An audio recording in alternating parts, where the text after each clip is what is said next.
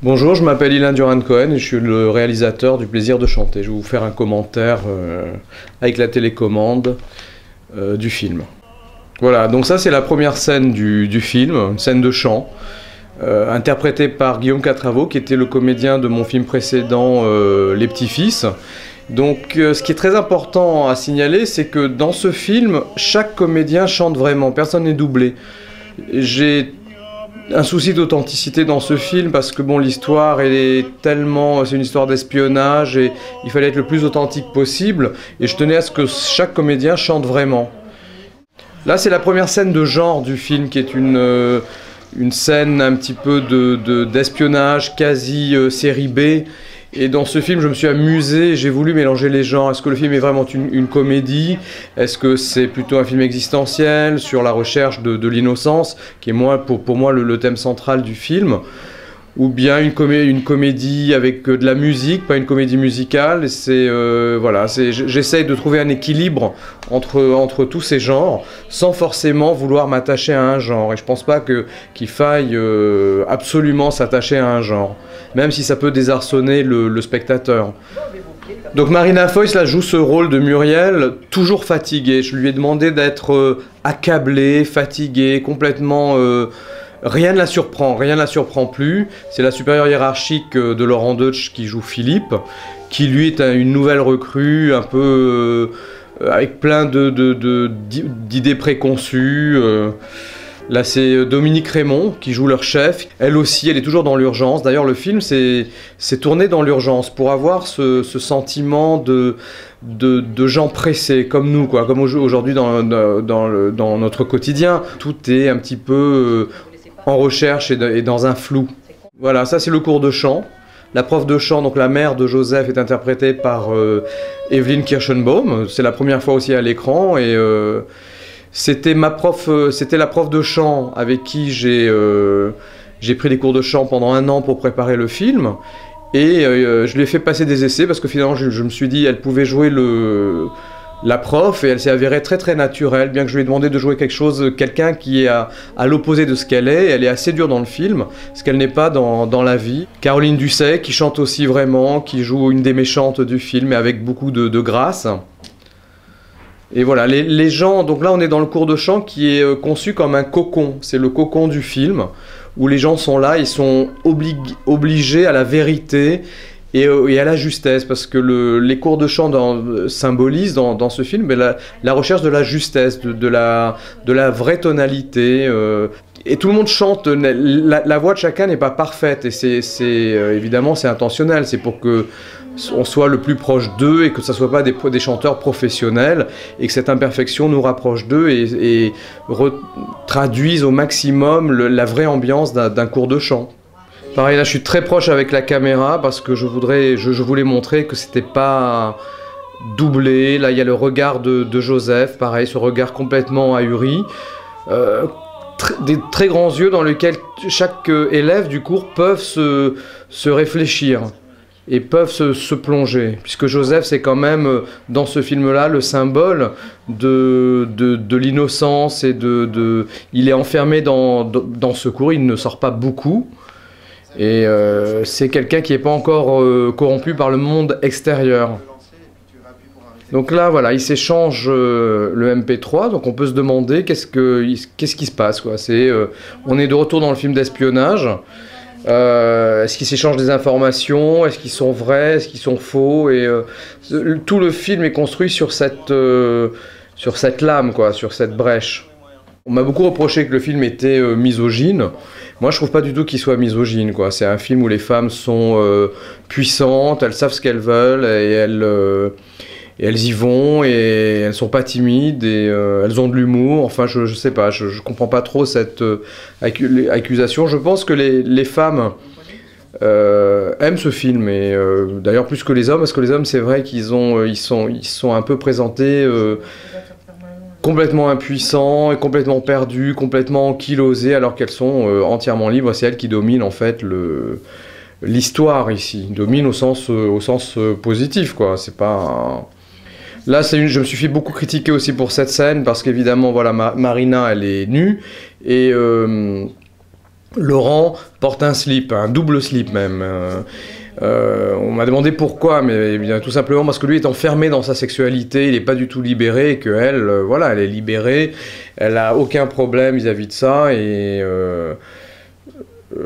mais lui est engoncé dans cette armure et n'en sort pas.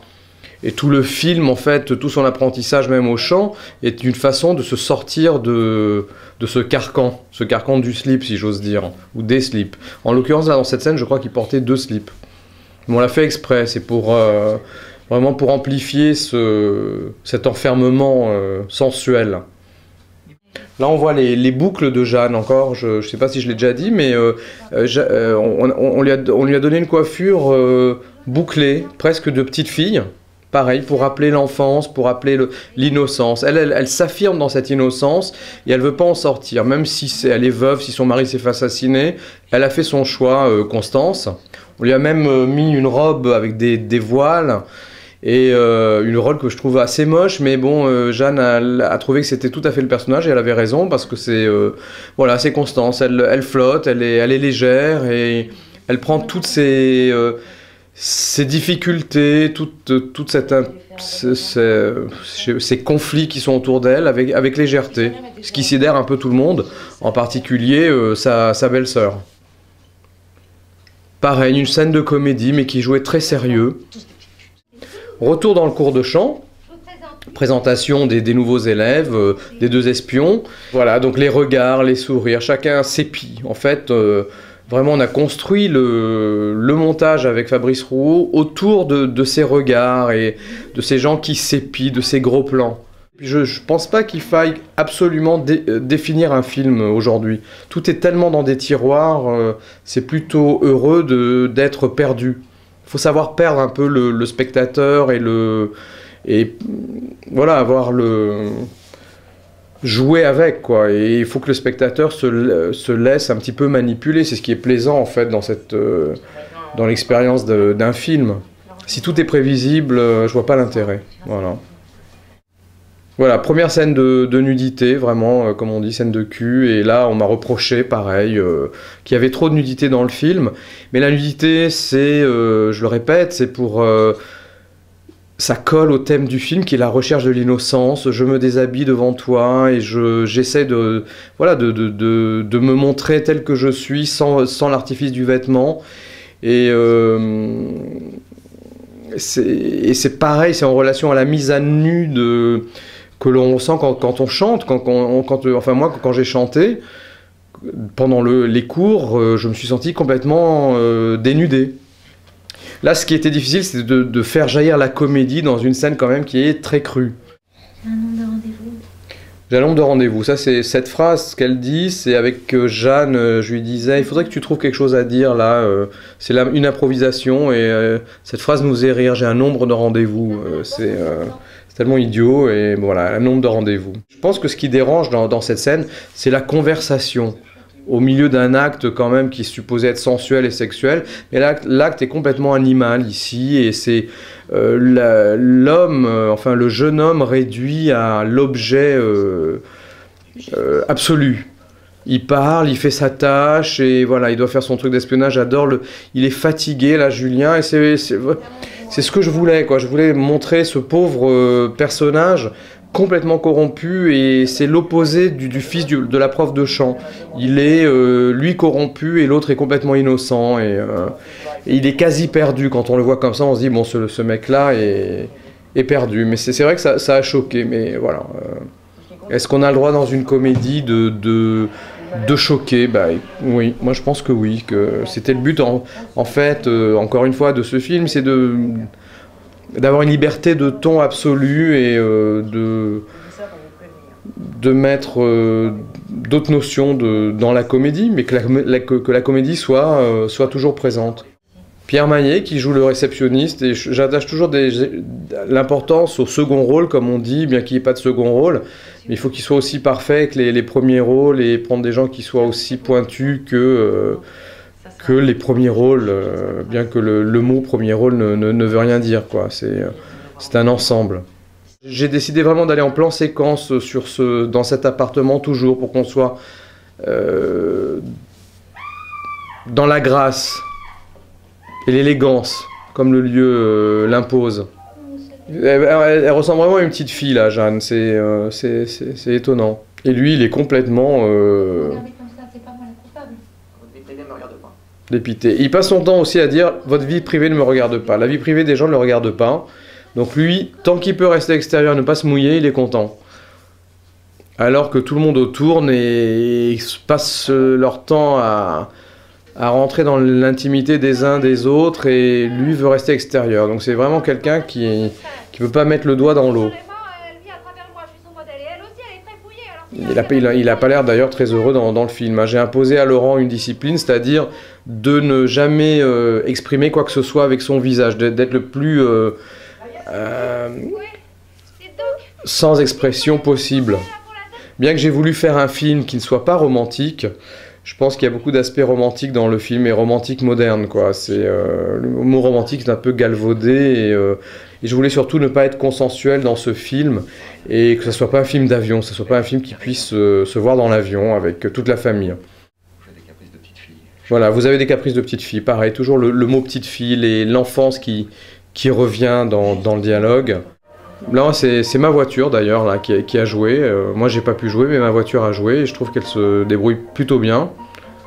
Voilà, première apparition de la chanson des Pretenders, Stand By Me. Ça a été adapté en français par Michel Jourdan pour le film, hein, c'est pas une chanson qui existe, L'amour est fou.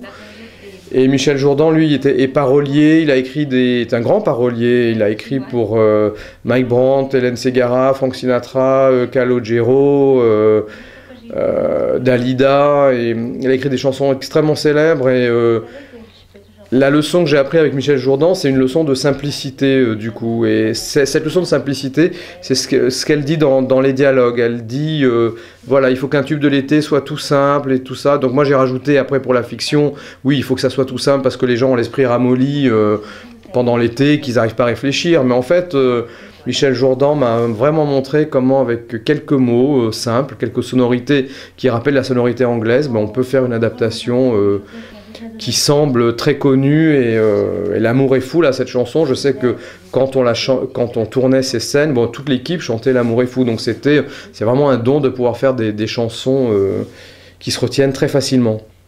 Là, on est chez Julien, le jeune prostitué, et voilà, un petit bébé qui pleure. C'est comme ça qu'il l'a interprété, c'est comme ça que je lui ai demandé de l'interpréter, parce que, pareil, pour coller au thème de l'enfance, de ces adultes complètement paumés qui recherchent leur enfance perdue et leur innocence perdue. N'importe qui est espion, n'importe qui chante, tout le monde fait tout. N'importe qui est espion, n'importe qui chante, tout le monde fait tout. Alors ça, c'est aussi... Quand on écrit ça avec Philippe Lasserie, c'était aussi pour dire qu'aujourd'hui, n'importe qui chante. En fait, on vit dans une société de généralistes, peut-être, et tout le monde fait tout. Il n'y a plus d'experts. Le rythme, c'est très important dans les dialogues. Il faut vraiment, c'est comme un diapason. Et moi, je suis là pour leur dire vraiment plus rapidement, plus doucement. C'est vraiment une musique, les dialogues. Et après, il y a toute cette petite séquence avec un petit piano qu'on a mis. J'hésitais beaucoup parce que je voulais pas que le film soit trop sentimental, mais en même temps, je trouvais que tout était tellement sec et qu'il fallait un petit peu huiler que je pouvais me laisser aller un petit peu à... Voilà, un peu de romantisme, un peu d'émotion, un peu de poésie même, parce qu'elles sont assez jolies ces images. Ah non, vous n'avez pas le droit, hein. C'est moi qui décide si on m'abandonne ou pas. Qu'est-ce que j'ai fait? J'ai fait quelque chose qui mérite une punition? Écoutez... Voilà, elle aussi là se comporte comme une petite fille. Elle dit ah non, vous n'avez pas le droit de partir, comment vous allez me quitter? Ils deviennent tous petit à petit, ils entrent en contact avec leur naïveté, leur innocence, leur spontanéité. Il me semble que cette menace se concentre dans votre cours de chou. Là, c'est une scène un peu conte de Perrault. J'ai voulu recréer la méchante sorcière. C'est vraiment le complot, mais dans le côté un petit peu féerique, et avec la présence du miroir. J'ai demandé à Nathalie Richard de vraiment se rapprocher au maximum de lui et de se coller à lui. Voilà, et lui, c'est comme s'il disait mon miroir, mon beau miroir, mais est-ce que je suis toujours aussi beau? Et c'est une scène un petit peu conte de Perrault, quoi, une petite légende.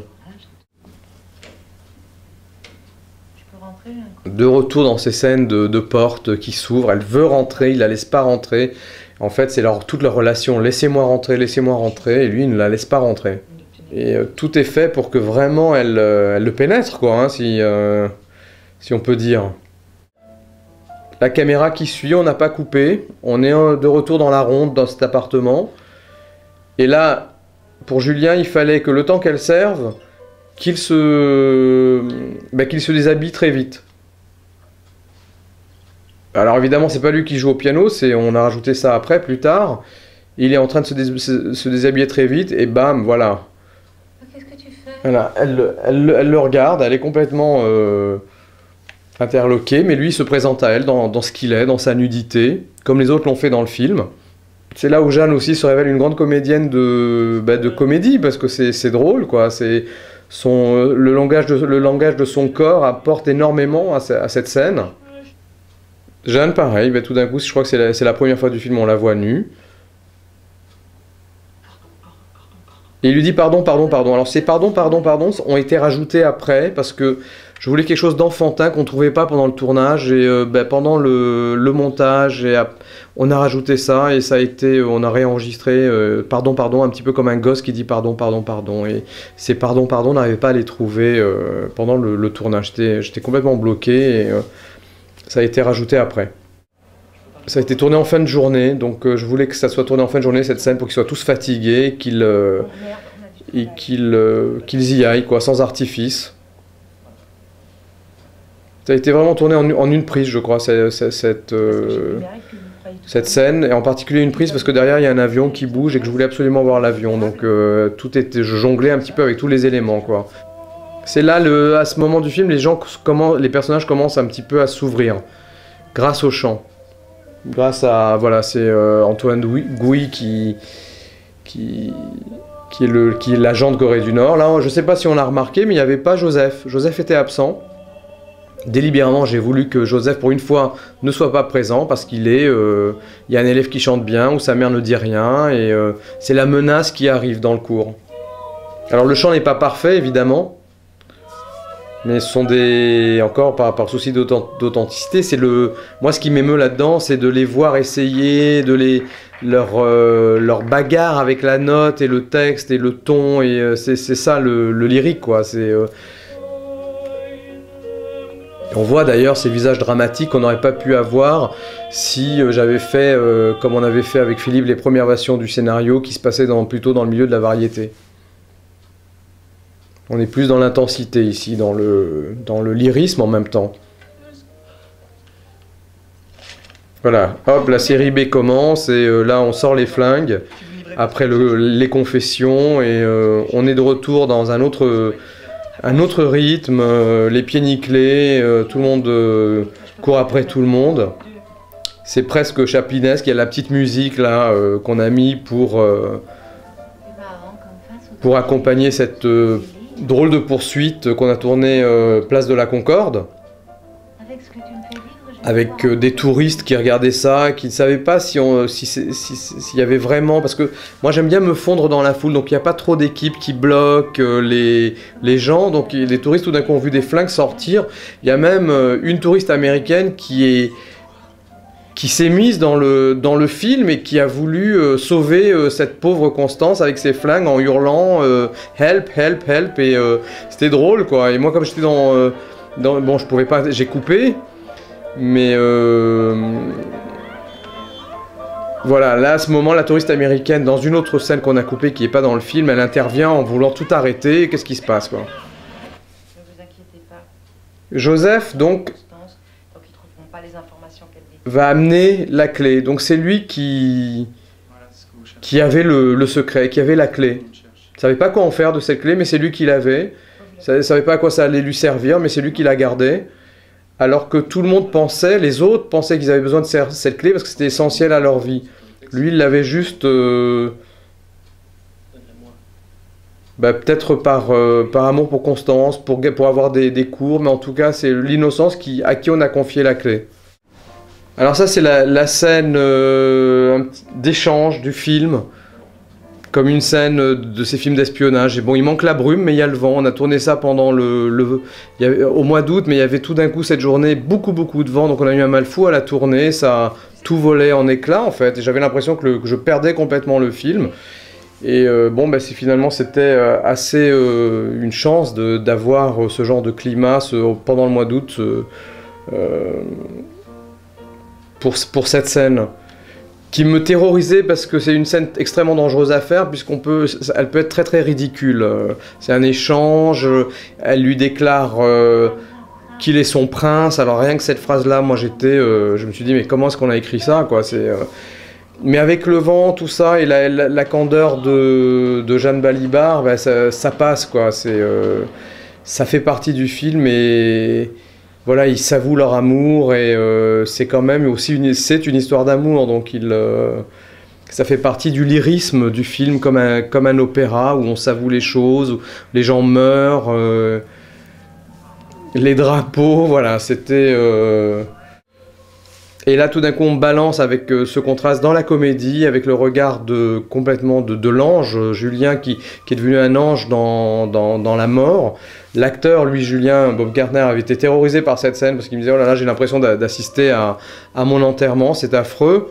Ils sont tous là avec des bougies, c'est un peu ridicule, et on est de retour dans la comédie, ce qui est complètement désarmant, je pense, pour le public, et c'est vraiment le but que je recherchais, c'est qu'on retourne dans la mécanique du film, qui est de sauter un petit peu comme ça d'un genre à l'autre, et sans état d'âme, et presque avec des involtures, bien que ça ait été très très difficile à atteindre. Le plaisir de chanter dans ce regard, tout est là, elle est heureuse, elle chante pas tout à fait juste, elle chante pas tout à fait bien, mais elle a son plaisir de chanter, elle prend son pied, et elle donne un sens à tout ce qui s'est passé avant. Chacun a sa fin dans le film. Donc ça, c'était la fin de Constance. Maintenant, c'est la fin du couple. Ils se déclarent leur amour. Tout est calme. Il n'y a plus d'aéroport, il n'y a plus de coups de feu, il n'y a plus de cours de chant. Ils sont dans un silence, dans une intimité. Ils sont habillés. Troisième fin, celle entre la mère et le fils, Joseph qui pleure. Il est resté, on avait tourné deux fins, une fin où il partait à l'aéroport à l'accompagner. Là, on a décidé de garder cette fin-là où il reste dans l'appartement. Ils sont dans leur intimité, il n'y a plus d'élèves, elle lui fait son petit concert. Mais il a choisi de rester. Et là, on le voit à l'extérieur. Au début du film, on l'a vu à l'intérieur sous un tunnel. Maintenant, il est à l'air, à la lumière. Il continue à faire la promotion du cours de chant. Mais c'est son choix. Et il est resté. Et c'était plus fort de le faire rester plutôt que de le faire partir. Et puis la boucle est bouclée. C'est le cercle qui se referme. Il y aura d'autres élèves qui vont venir après ces élèves-là, et la vie continue. Mais là, si on écoute les paroles, elle dit qu'ils partent, je le veux, mais lui a choisi de rester.